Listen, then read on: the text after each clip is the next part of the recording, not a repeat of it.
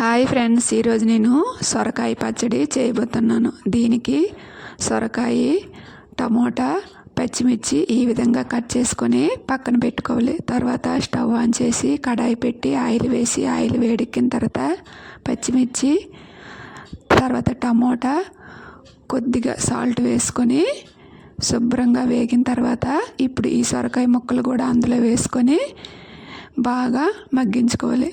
కొద్దిగా మగ్గిన తర్వాత చిన్న చింతపండు వేసుకుంటే పచ్చడి టేస్ట్ చాలా బాగుంటుంది. ఇప్పుడు నూనె పైకి తేలేంత వరకు బాగా వేయించుకొని పక్కన పెట్టి మనము చల్లార్చుకోవాలి.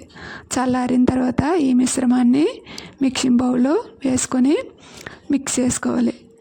ఈ విధంగా చూపిస్తున్నాను చూడండి. ఈ విధంగా మనము మిక్స్ చేసుకోవాలి. ఈ మిక్స్ చేసిన మిశ్రమాన్ని వేరే బౌల్లోకి తీసుకొని ఇప్పుడు దీనికి పోపు కోసం స్టవ్ ఆన్ చేసి కళాయి పెట్టి ఆయిల్ వేసి ఆయిల్ వేడెక్కిన తర్వాత మినప్పప్పు, శనగపప్పు, జీలకర్ర, ఆవాలు, ఒక్క ఎండుమిర్చి, కరివేపాకు వేసి తాలింపు బాగా వేగిన తర్వాత ఇప్పుడు ఈ సొరకాయ పచ్చడిలో ఈ మిశ్రమాన్ని వేసుకొని ఒక్కసారి కలుపుకొని వేడి వేడి అన్నంలో కలుపుకొని తింటే చాలా బాగుంటుంది.